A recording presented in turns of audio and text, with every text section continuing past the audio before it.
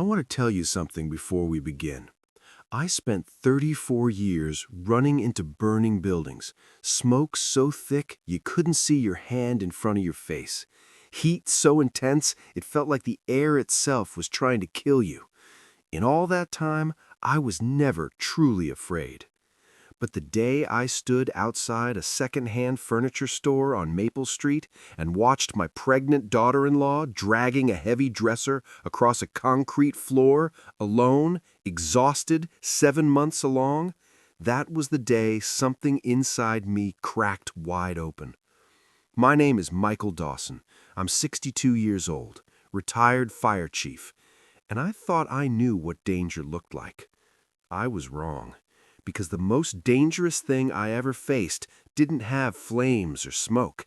It had a familiar face, my son's face, and it had been sitting at my dinner table for years, smiling at me, calling me Dad. If you've ever been betrayed by someone you trusted with your whole heart, this story is for you. I almost missed all of it. I almost let it happen. And what I discovered in the weeks that followed that cold Tuesday morning would shake everything I thought I knew about family, about loyalty, and about the kind of man I wanted to be. But that was just the beginning of my plan. I retired from the fire department on a Friday in April 2 years ago now. 34 years of service. There was a ceremony, a plaque. My crew gave me a fishing rod I've still never used. My son David stood in the front row with his wife Emily, and when I shook his hand, he pulled me into a hug and whispered, "You deserve this, Dad. Rest now."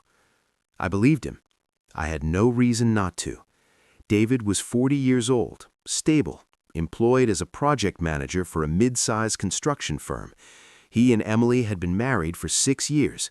They lived in a nice house on the east side of town, a house I'd helped them with the down payment on. Emily was warm, thoughtful, the kind of woman who remembered your birthday and showed up with soup when you had a cold. I loved her like a daughter. So when David came to me last October, sitting at my kitchen table with that careful, serious look on his face, I listened. "Dad," he said, "I have to tell you something, and it's hard to say." "Go on," I told him. "Emily left me." He paused, letting that land. "She's been seeing someone else, for months apparently. She just packed up and went. I don't know where she is." I remember the silence in that kitchen, the refrigerator hum, the way the afternoon light came through the window over the sink. "Are you sure?" I asked. "I'm sure," he said, and his eyes were wet. His voice was steady in that particular way voices get when someone is working very hard to hold themselves together. "I'm devastated, Dad. I really am. But I'm okay. I just wanted you to hear it from me." I hugged my son. I told him I was sorry. I told him he'd get through it. For 3 months, I believed every word he said. Then came that Tuesday in January. I was driving back from the hardware store, taking the long way home the way I sometimes do, past the older part of downtown where the rent is cheap and the shops change every season. I noticed a new sign above one of the storefronts, "Cornerstone Second-Hand Goods," big window display, old furniture, lamps, a rocking chair, and inside, moving slowly behind the glass, a very pregnant young woman carrying one end of a wooden bookshelf. I almost drove past. I almost didn't look twice. But something made me look. It was Emily. I pulled over so fast I nearly hit the curb. She was in there working, real work, physical work, her hair pulled back, wearing a loose gray sweatshirt, her belly enormous and low. She looked exhausted. She looked like someone who hadn't slept properly in weeks. I sat in my car for a full minute before I went inside. When she saw me, the color drained from her face. She set down the bookshelf, her hands went instinctively to her stomach, and then, slowly, her eyes filled with tears. "Michael," she whispered. "Emily," I kept my voice gentle, the way you speak to someone who's been frightened. "It's all right. I'm not here to cause any trouble. I just want to understand what's happening." She looked around the store. The owner, a A heavy-set woman in her 50s glanced over and then quietly disappeared into the back room, giving us space. Emily sat down on a wooden stool by the counter. She was shaking. "He told everyone I left, didn't he?" It wasn't a question. "He told me you left him," I said carefully, "that you were seeing someone else." She closed her eyes. A single tear ran down her cheek. "Michael," she said, "David has been having an affair for over a year. When I found out, he didn't leave. He stayed, and then he made my life so small and so frightening that I had nowhere left to go. He took the joint accounts, he changed the passwords on everything. He told me if I tried to involve lawyers or family, he would make sure I lost custody of the baby before it was even born." She opened her eyes and looked directly at me. "He knows people, Michael. He knows how to talk. You know that." I did know that. I knew exactly how well my son could talk. "He put me out," she said simply. "He didn't use those words. He just made it impossible to stay. And then he told everyone a story." I sat down across from her. My chest was heavy in a way that had nothing to do with my heart condition. "Where are you living?" I asked. "Above the store," she said. "Sandra, the owner, she's been kind. I'm working for reduced rent until the baby comes." I looked at my daughter-in-law, pregnant, alone, working in a second-hand shop in January, sleeping above the store. And I thought about my son at my kitchen table with his careful, wet eyes. "Emily," I said slowly, "is there anything else I should know?" She hesitated, and in that hesitation, I knew there was more. "He's been moving money," she said quietly. "I saw statements before he locked me out. Michael, I think he's been taking from you, too. I don't know how much, but I saw your name on some documents I wasn't supposed to see." The refrigerator hum. That's what I heard in my memory. And my son's voice saying, "Rest now, Dad." If you've ever had the ground disappear beneath your feet while standing completely still, you know what I felt in that moment. I drove home. I made coffee. I sat at the table where my son had cried for me. And I did not cry. I was past crying. I was thinking. 34 years as a fire chief teaches you one essential thing above all others. Panic kills. The moment you let emotion override your thinking is the moment you make the mistake that costs someone their life. You feel everything, absolutely everything, but you channel it. You use it. You let the anger become fuel, and you direct the fuel somewhere useful. I picked up the phone and called the only person I trusted completely, Ray Kowalski, retired homicide detective, 28 years on the force. We'd worked enough emergencies together over the decades that we'd become the kind of friends who skip small talk and go straight to the truth. He picked up on the second ring. "Ray," I said, "I need your help, and I need you not to ask me too many questions until I'm done talking." There was a brief pause. "Go ahead, Michael." I told him everything, all of it, from David's kitchen table performance in October to Emily in the second-hand store that morning. Ray listened without interrupting. When I finished, the line was quiet for a moment. "All right," he said. "First thing, don't touch your accounts yet. Don't move anything, don't call your bank, don't change any passwords. If he's watching for that, you'll tip him off." "I understand." "Second thing, Emily needs to write down everything she remembers seeing. Dates, document names, numbers if she has them. And she needs to stop using her phone for anything sensitive." "I'll tell her." "Third thing," Ray's voice was measured. "Michael, are you prepared for where this goes? Because if what she's saying is accurate, this isn't a family argument. This is fraud. This is a crime." I looked at the plaque on my wall. 34 years of service. The face of every man and woman I'd ever led staring back at me. "I know what it is," I said. "That's why I called you and not a mediator." Ray came over that evening.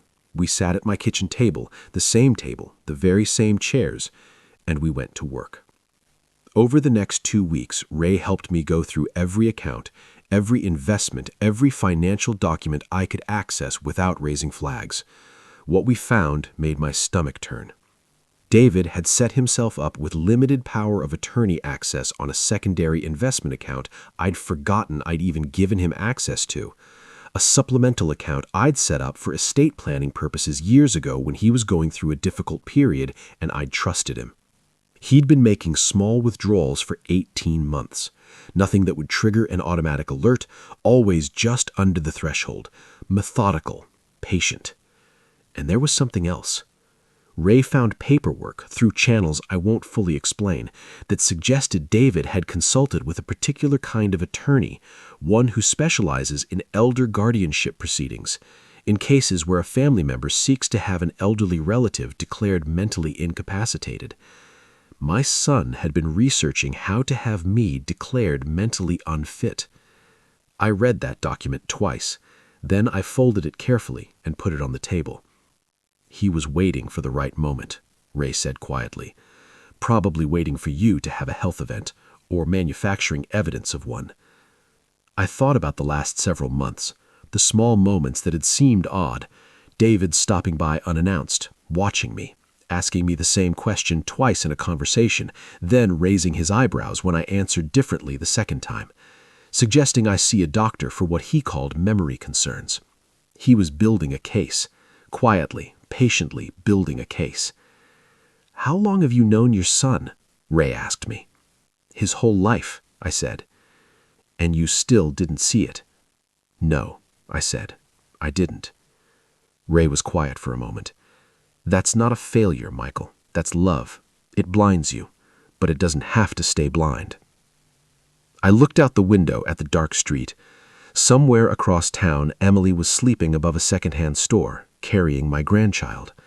The anger I felt wasn't hot. It was cold and clear and purposeful, like water running over stone. "What do we do next?" I asked. Ray leaned forward. "We let him think he's winning." If you've ever had to smile at someone who was hurting you while planning every step of what comes next, you know how that feels. It isn't revenge in the hot, reckless sense of the word. It's something more like justice. And justice, when you do it right, takes patience. I had patience. 34 years of running into burning buildings had given me that. I called David the following Sunday. "Son," I said, keeping my voice a little slower than usual, a little more uncertain. "I've been having some rough mornings. My doctor mentioned something about my blood pressure. I think I need to start thinking about getting my affairs in order." The pause on his end was short, just a beat, but I heard it. "Dad," he said, and the warmth in his voice was so smooth, so practiced. "Of course. I've actually been wanting to talk to you about exactly that. Why don't I come over this week?" "That would be good," I said. "I'd feel better with you involved." We arranged dinner for Thursday. In the 2 days before he arrived, Ray and I set up the recording equipment. Nothing illegal, nothing entrapment. In our state, one-party consent means a person can record a conversation they are part of. I was part of it, and I wanted every word preserved. Ray also arranged for a contact in the county sheriff's office to be reachable that evening, aware that something might develop. Emily was safely installed, at my insistence, at Ray's sister's house across town. She didn't know exactly what we were planning. I didn't want her carrying that weight. I just told her she needed to be somewhere safe and quiet, and that she should trust me. She looked at me for a long moment. "David always said you were too trusting," she told me. "He was right," I said. "I was too trusting, with the wrong person." On Thursday, David arrived at 6 o'clock with a bottle of wine and a leather folio folder under his arm. He looked good. He always looked good. Pressed shirt, confident smile, the easy manner of a man who believed everything was going his way. I let him in. I moved a little stiffly, a little slowly. I asked him to repeat himself once during our early conversation, watching his eyes for the flicker of satisfaction when I did. It was there, brief, but there. We had dinner. We talked about nothing for a while, sports, the neighborhood, my health. Then, over coffee, he opened the folio. Dad, I've been looking at some options that I think would really protect you going forward. A simplified power of attorney arrangement, something that lets me manage your affairs without you having to worry about the day-to-day. That sounds sensible, I said slowly. It's really just a formality, he said, his voice warm with reassurance. Think of it as me taking care of things so you don't have to stress. I nodded. I let the silence stretch. And then David made the mistake that greedy people always make eventually. He stopped performing for an audience and started speaking to himself. Honestly, Dad, this whole thing with Emily, it freed things up. She never understood our family. She was always asking questions, getting into things that weren't her business. He sipped his coffee. She's out of the picture now, and once we get these documents in order, everything can move forward cleanly. Move forward, I repeated softly. What does that mean, son? It means things go to where they were always supposed to go. And then, almost to himself, almost like he'd forgotten who he was talking to, it's all going to be mine eventually anyway. The room was very quiet. I looked at my son's face, the face I had watched grow from a baby's face into a boy's face, into a man's face, the face I had saved money for, worried over, prayed for in the cold hours before dawn when he was sick or struggling or in trouble. There's one more thing I want to ask you about Emily. His expression shifted just slightly. Careful now. She doesn't have any claim here, Dad. Legally, given the circumstances, she's carrying my grandchild, I said. Kids complicate things, he said, and the casualness of it, the sheer bare casualness of those 3 words was what finally burned through the last thin layer of grief and left only clarity. I set down my coffee cup. I straightened in my chair, and I looked my son directly in the eye. David, I said, in the voice I used for 34 years to give orders in smoke-filled hallways, you are not going to touch a single dollar of my money. You are not going to file a single document in my name, and you are never, ever going to speak about Emily or that child the way you just did again. His color left his face. Dad, what? Everything you said tonight has been recorded, I said. Ray Kowalski has been my partner on this for 3 weeks. We have your bank records. We have the withdrawal history. We have the attorney consultation about guardianship, and we have everything you just said in this room. He stood up. The folio slid off the table. You set me up, he said, and his voice was a different voice now, no warmth in it at all. No, I said. You set yourself up, David. I just paid attention. The front door opened. Ray walked in, and behind him 2 officers in plain clothes. David looked at them, then at me, and in his face I saw something I had never once seen there in 40 years, something small and cornered and utterly without its mask. I am your father, I said quietly, and I love you.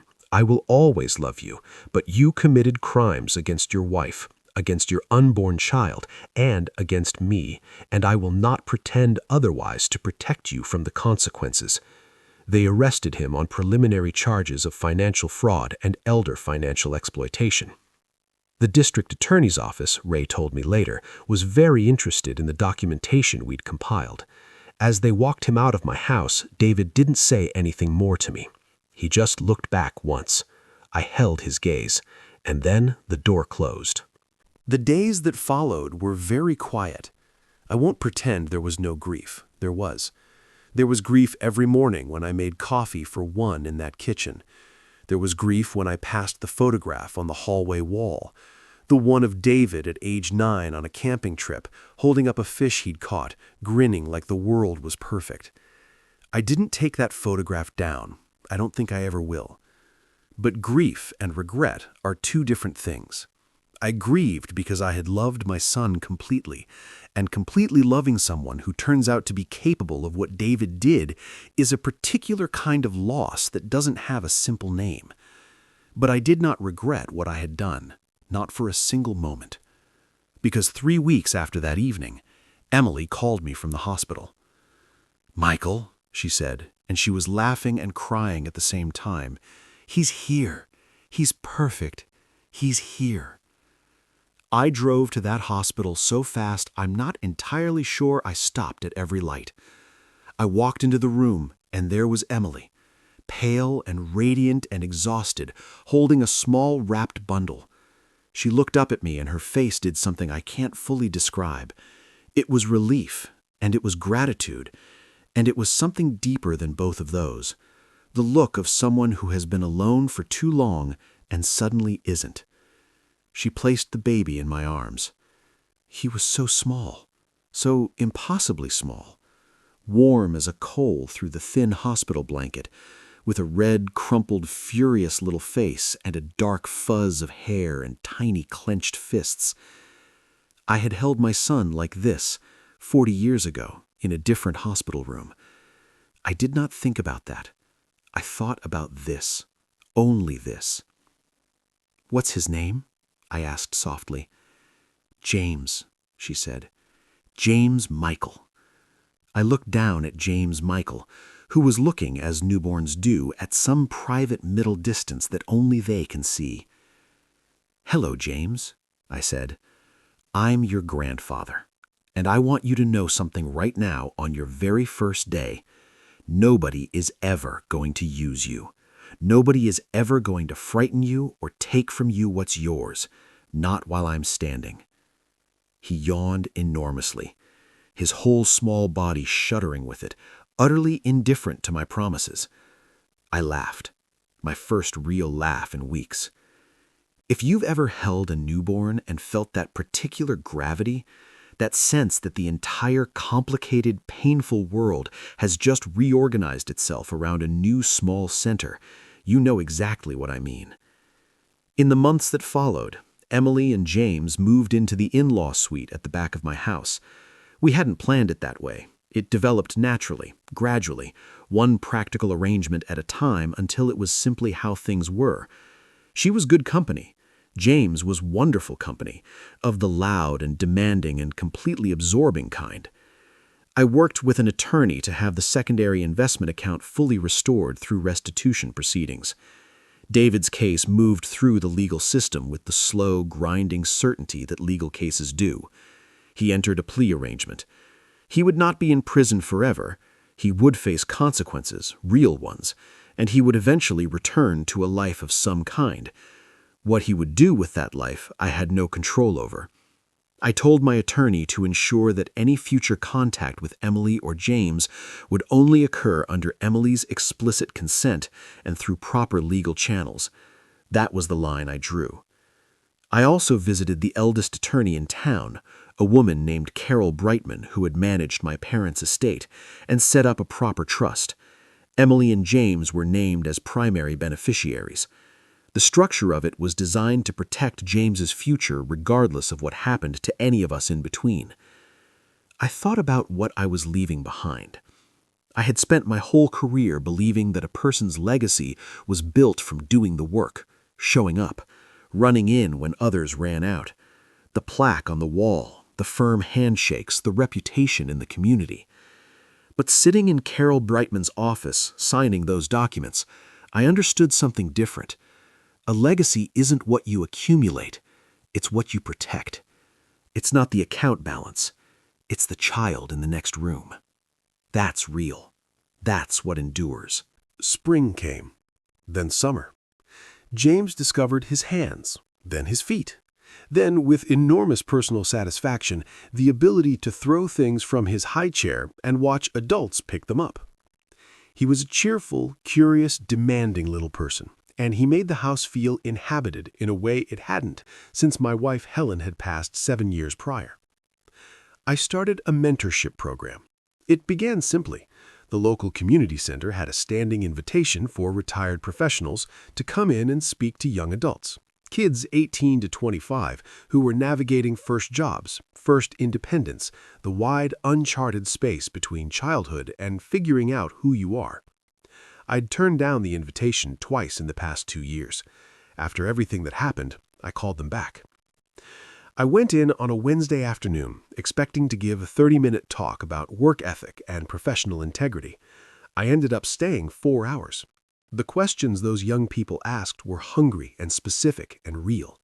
They weren't looking for inspiration. They were looking for someone to tell them the truth. So, I told them the truth. I told them about the times I had failed as a leader, the calls I'd gotten wrong, the judgment errors that cost people something even when it didn't cost them everything. I told them that the hardest thing about any leadership position isn't the moments of crisis. It's the sustained daily choice to operate with integrity when it would be so much easier and more comfortable not to. I didn't tell them about David. That wasn't their story to receive. But I told them the principle underneath it. Character, I said, is not what you do when people are watching. It's what you do when the only witness is yourself. A young man in the back row, maybe 20 years old, scruffy and quiet, raised his hand. "What if you've already made bad choices?" he asked. "Is it too late?" I looked at him for a moment. "How old are you?" I asked. 21, he said. "Then no," I said, "nowhere near too late. The damage from bad choices doesn't disappear. You carry that. But the choice to go a different direction is available every single morning you wake up. That's not a small thing. That's everything." He nodded slowly, and I could see him filing that away somewhere useful. I went back the next Wednesday, and the Wednesday after that. Emily started working with a local nonprofit that provided housing support to women in crisis situations, 3 mornings a week while James was with me. She was good at it, calm and specific and honest in the way that only people who have been through the thing they're helping others through can be. She flourished in that work in a way that was genuinely good to watch. On a Friday evening in October, exactly 1 year after David had sat at my kitchen table and told me his wife had left him, I was sitting on the back porch with James on my lap, watching the light change across the yard. James was playing with a wooden block, turning it over with deep concentration, trying to determine what secret it contained. I thought about the year that had passed. I thought about everything it had cost and everything it had returned. I thought about David, somewhere in the legal process, working through the consequences I had helped put in place. I hoped, with a sincerity that surprised me a little, that it would be useful to him, that the consequences would crack something open rather than simply harden it. I did not know if that would happen. I had no power over it, but I hoped.